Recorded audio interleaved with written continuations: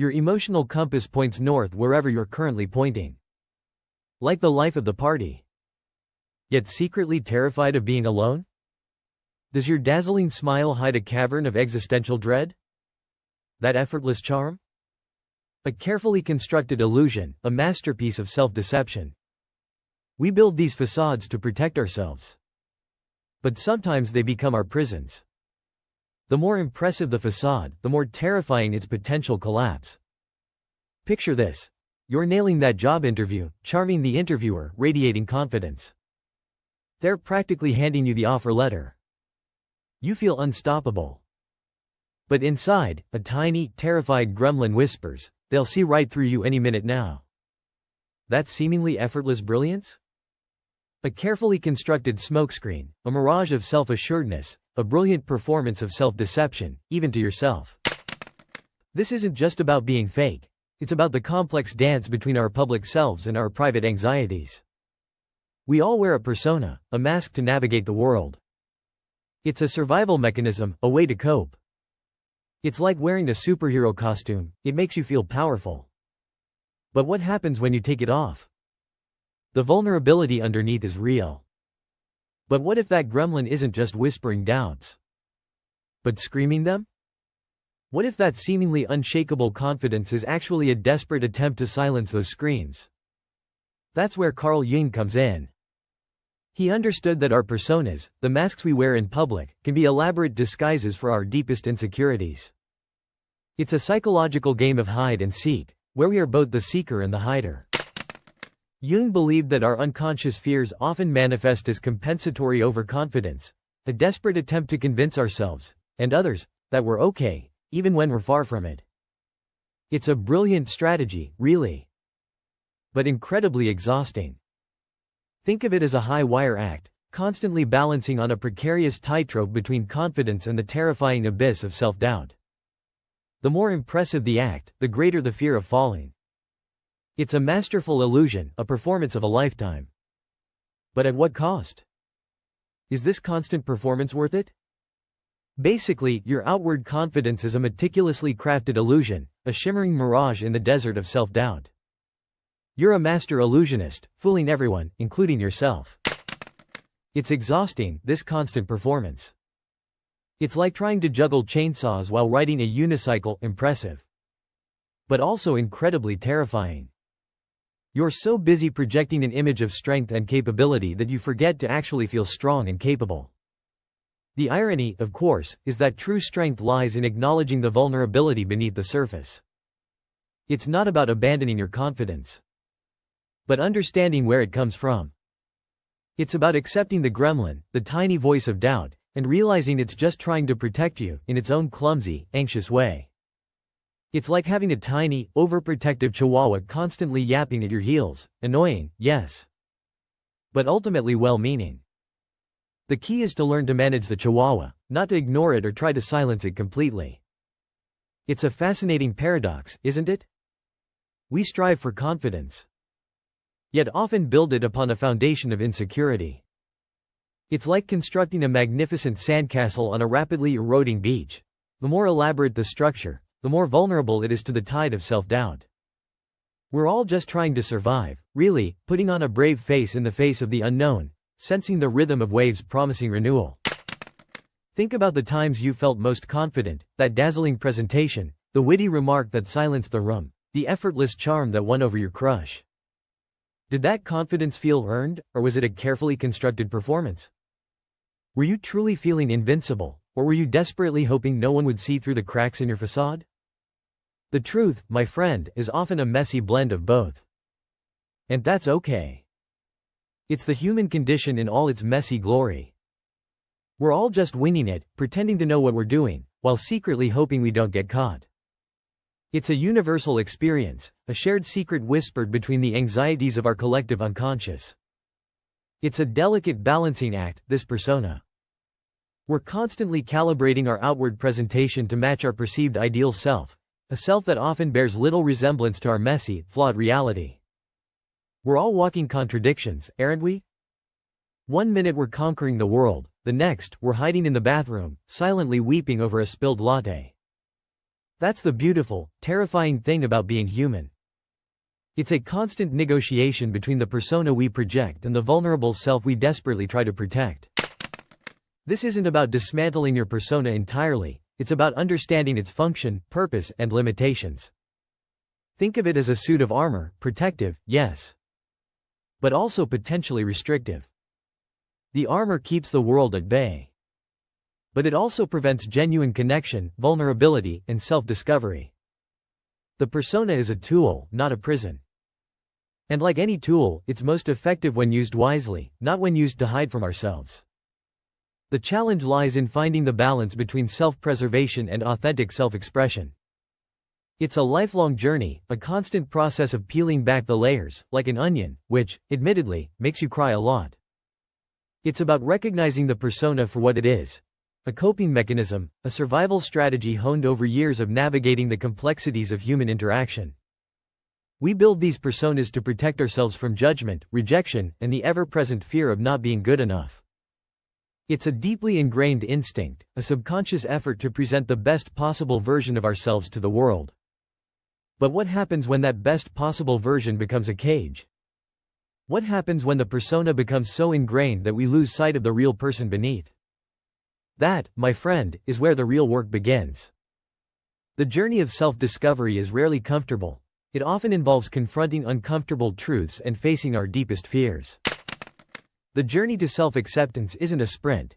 It's a marathon, a winding path through forests of self-doubt and meadows of self-discovery. There will be stumbles, falls, and moments of sheer panic. But with each step, you'll gain a deeper understanding of yourself, your strengths and weaknesses, your fears and aspirations. And that, my friend, is a journey worth embarking on. Because on the other side lies a freedom so profound, so liberating, that it will leave you breathless, the freedom to be authentically, gloriously, messily you. Basically, your confidence can be a carefully constructed illusion, a shimmering mirage in the desert of self-doubt. It's a performance, a daily act of masterful self-deception, a dazzling display of smoke and mirrors designed to distract from the trembling gremlin inside. Think of it as a psychological magic trick. The audience is wowed, but the magician is sweating bullets backstage. Jung would argue that this isn't necessarily a bad thing. The persona, this carefully crafted mask, serves a purpose. It protects us from the harsh realities of the world, shields us from judgment, and allows us to navigate social situations with ease. It's a survival mechanism, a coping strategy honed over years of experience. But like any good coping mechanism, it can become a crutch, a prison of our own making, if we allow it to completely overshadow our true selves. It's a bit like wearing a superhero costume every day, great for deflecting blows. But you can't exactly relax and be yourself in it. The key, as Jung suggests, is to understand the motivations behind the mask, to acknowledge the fears and insecurities it conceals, and to integrate those shadow selves into a more complete picture of who we are. It's not about discarding the persona entirely, but about finding a balance, a way to present ourselves authentically to the world while maintaining a healthy sense of self-preservation. After all, even superheroes need a moment to take off their masks and breathe. Imagine a magnificent castle, outwardly strong and imposing. Its towering walls gleam in the sunlight, its drawbridges raised in defiant majesty. It's a breathtaking spectacle, a testament to power and resilience. This, my friend, is your persona, the impressive facade you present to the world. But what if we peered inside those formidable walls? What secrets lie hidden within those seemingly impenetrable ramparts? What if, instead of a thriving kingdom, we found a crumbling interior filled with dusty, forgotten chambers, secret passages leading to hidden anxieties, and echoing halls filled with the whispers of long-suppressed fears? That, Jung would argue, is the shadow self, the part of you that you keep hidden, even from yourself. It is the part terrified of the drawbridge collapsing. This isn't about tearing down the castle, mind you. It's about understanding its architecture, its strengths and weaknesses, its hidden vulnerabilities. It's about acknowledging the frightened little gremlin who built the castle in the first place, because he was afraid of being exposed. It's about finding a balance, a way to maintain the impressive exterior while simultaneously tending to the vulnerable heart within. After all, even the strongest castles need regular maintenance. And sometimes that means letting in a little light, a little vulnerability, a little honest, messy humanity. Because that's where the real magic happens. And yes, that means dealing with the gremlin. He's surprisingly good at baking cookies. Though he's terrified of the drawbridge collapsing, revealing the cracks in the foundation, the cobwebs in the corners, and the dust bunnies under the throne. The gremlin is the embodiment of your insecurities, your deepest fears manifested as a tiny, slightly neurotic architect. Jung believed that integrating these shadow selves, the gremlins, the anxieties, the insecurities, is crucial for wholeness. It's not about erasing them, but about understanding their role in shaping your persona, your public face. Think of it like this: the castle is your public image, strong and imposing. The gremlin, while seemingly destructive, is actually the architect of that very strength. His fear is the driving force behind the castle's construction, and his anxiety is the mortar holding the stones together. Without him, there would be no castle. But perhaps a healthier, more balanced design could emerge if the gremlin learned to relax a little. He could use some therapy, maybe, or a really good cup of tea. Jung saw the persona as a necessary adaptation, a survival mechanism.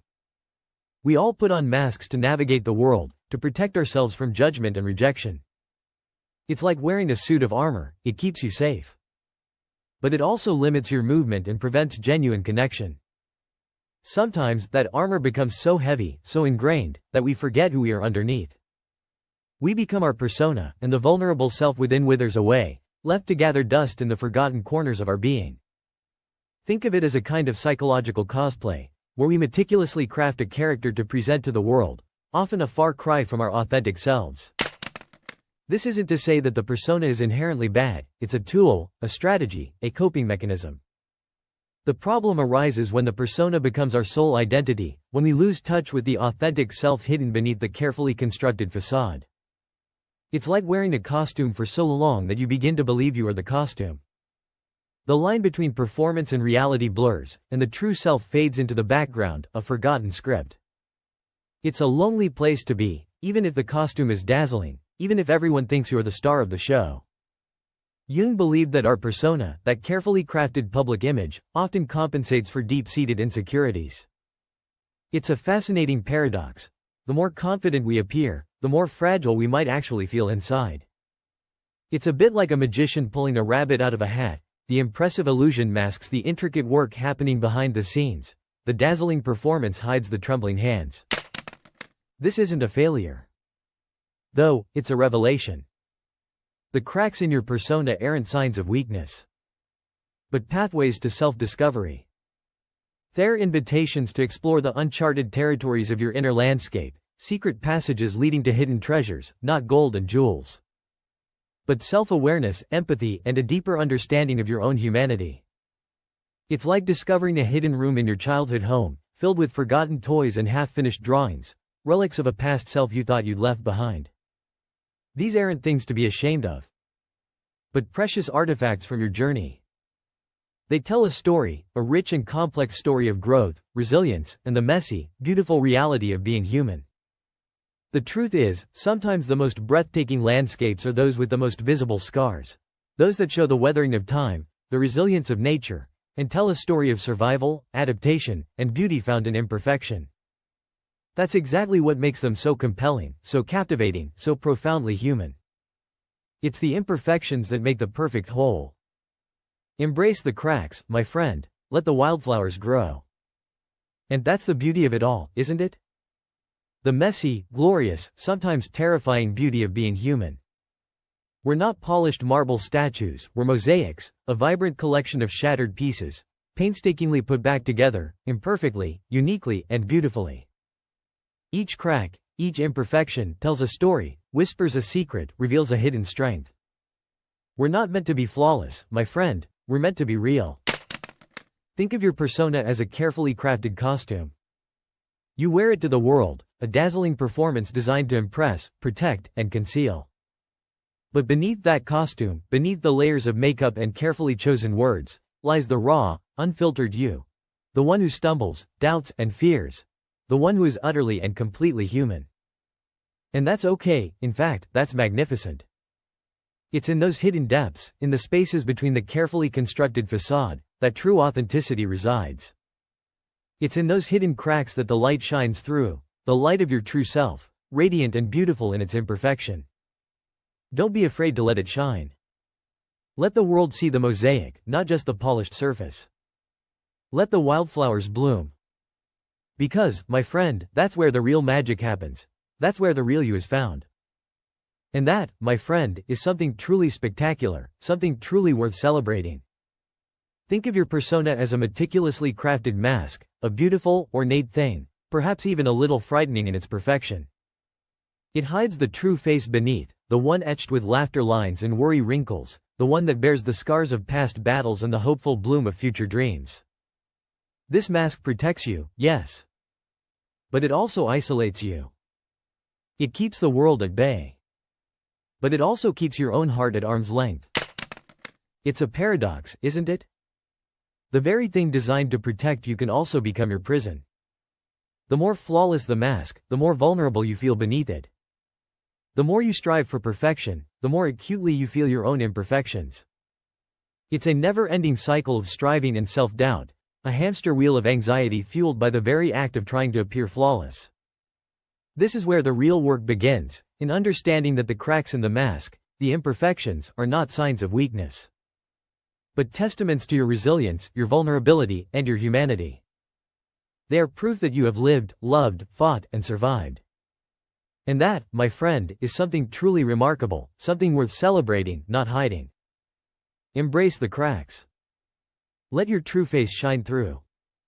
Because the most beautiful masks are the ones that reveal the beauty within. And that beauty, my friend, is breathtaking, a beauty that blooms in unexpected moments. The castle analogy works on so many levels, doesn't it? It's not just about the imposing exterior versus the fragile interior. It's also about the very act of building and maintaining that facade. Think of all the energy, effort, and emotional labor that goes into keeping up appearances. It's exhausting, isn't it? Like constantly performing a high-stakes balancing act on a tightrope of self-doubt and societal expectations. You're juggling chainsaws while blindfolded, all while smiling serenely for the audience. And the audience? They're probably thinking, wow, look at that incredibly talented, possibly insane, person. The exhausting truth of the persona is that it's a constant performance, a never-ending act of maintaining a carefully constructed illusion. While it might protect you from certain vulnerabilities, it also prevents genuine connection and intimacy. It creates distance, a barrier between you and the world, and perhaps more importantly, between you and yourself. You become a stranger to your own heart. But what if, instead of reinforcing the walls of that castle, you tended to the wildflowers growing in the cracks? What if you embraced the imperfections and vulnerabilities, the very things you've been so diligently trying to hide? What if those flaws were actually your greatest strengths? What if, instead of a crumbling castle, you were a resilient, vibrant garden, a beautiful, wild, and utterly unique garden? That's where the real magic happens, where true authenticity thrives. But what if, instead of reinforcing those castle walls, you started nurturing the unexpected beauty growing within the cracks? What if you embraced the imperfections, the vulnerabilities, the very things you've so diligently hidden? Think of it like this: the cracks aren't signs of weakness, they're pathways to light.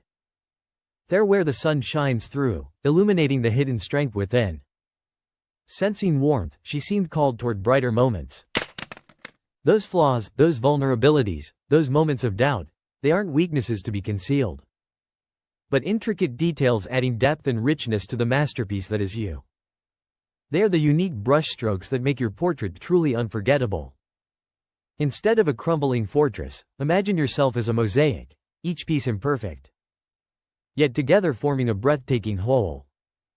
A vibrant tapestry woven from strength and vulnerability, confidence and self-doubt, all intertwined in a beautiful, chaotic dance. That, my friend, is true authenticity, that is the real power.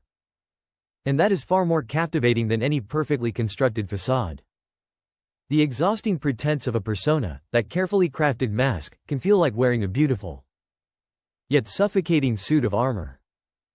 It protects, yes. But at what cost? The cost of genuine connection, uninhibited self-expression, and truly knowing yourself. Jung understood this internal struggle, this dance between the presented self and the hidden self. He saw the persona not as inherently bad, but as a necessary, albeit sometimes deceptive, tool for navigating a complex world. It's a survival mechanism, a way to protect our fragile egos from life's harsh realities. Think of it as a chameleon adapting to its environment, sometimes necessary, sometimes a bit theatrical. Sometimes, it becomes a little too good at blending in, obscuring beauty that blooms in unexpected moments. The key, Jung would argue, lies in integration.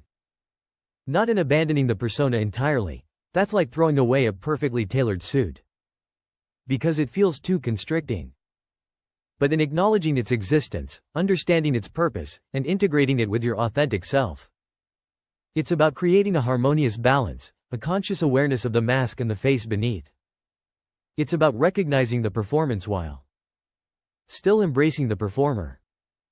It's a delicate dance, a nuanced understanding of the self, and a journey worth taking. The exhausting pretense of the persona, that carefully crafted mask, can feel like wearing a beautiful, yet suffocating suit of armor. It protects, yes. But at what cost? The cost of genuine connection, uninhibited self-expression, and truly knowing yourself. It's a trade-off, isn't it? Safety versus authenticity. A constant negotiation between the self you present and the self you truly are. Jung understood this internal struggle, this dance between the presented self and the hidden self. He saw the persona not as inherently bad, but as a necessary, albeit sometimes deceptive, tool for navigating a complex world. It's a survival mechanism, a way to protect our fragile egos from life's harsh realities. Think of it as a chameleon adapting to its environment, sometimes necessary, sometimes a bit theatrical, sometimes a little too good at blending in. The irony, of course, is that the more we try to hide, the more we reveal. Our attempts at perfection often highlight the cracks in the facade. Like trying to cover a stain with more and more paint, eventually the underlying mess becomes more obvious. Beauty, however, can bloom in unexpected moments. The key, Jung would argue, lies in integration. Not in abandoning the persona entirely. That's like throwing away a perfectly tailored suit, because it feels too constricting. But in acknowledging its existence, understanding its purpose, and integrating it with your authentic self. It's about creating a harmonious balance, a conscious awareness of both the mask and the face beneath. It's about recognizing the performance while still embracing the performer.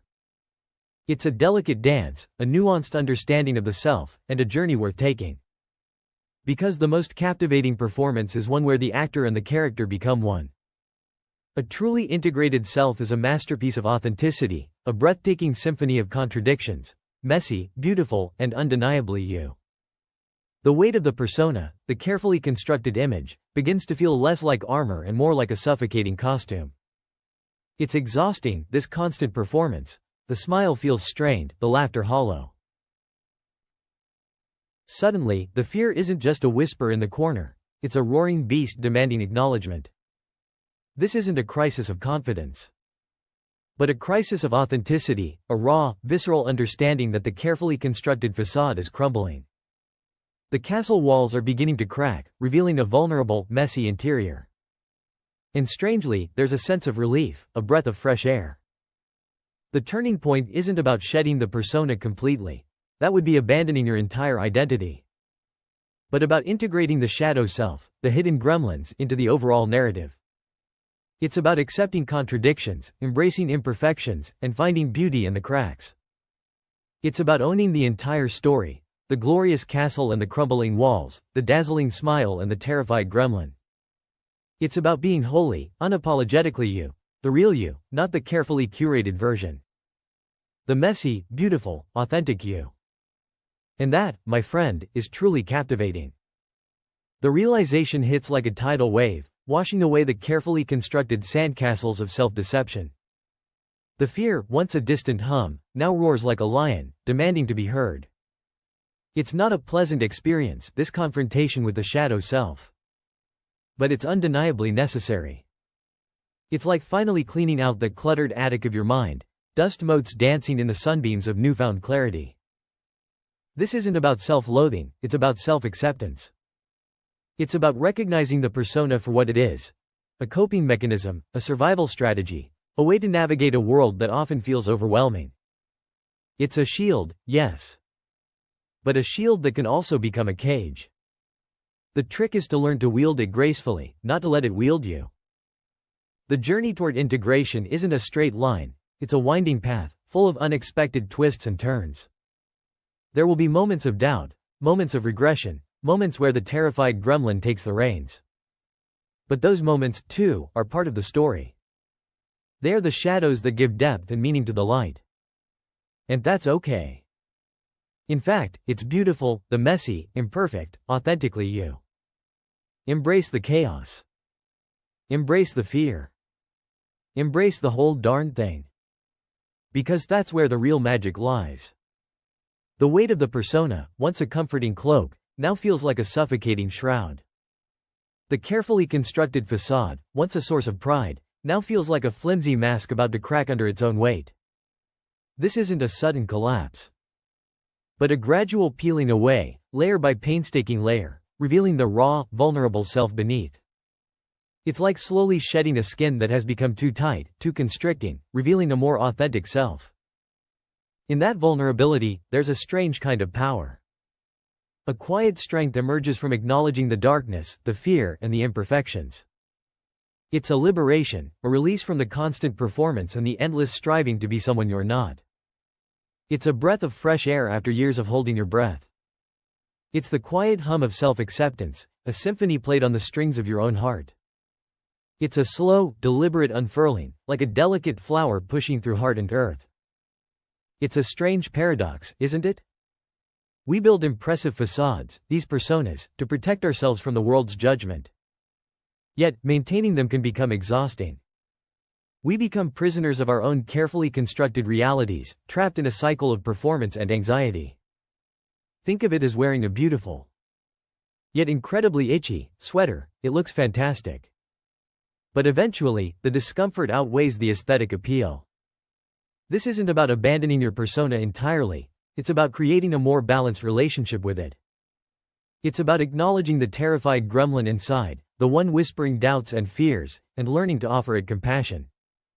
Maybe even a tiny, fear-flavored cupcake. Jung believed that integrating the shadow self, the gremlin, the parts of ourselves we hide, is crucial for wholeness. It's not about erasing the negative, but about understanding its role in the overall picture. It's about accepting the messy, imperfect, wonderfully human reality of who you are, both dazzling performer and anxious gremlin. Because, let's face it, life's too short to wear an itchy sweater. Besides, who needs a perfectly polished persona when you have a charmingly flawed, authentic self? What hidden part of yourself are you most eager to integrate? Let's discuss. What do you think? Anyone with similar experiences should comment below and check out the full video via the link below.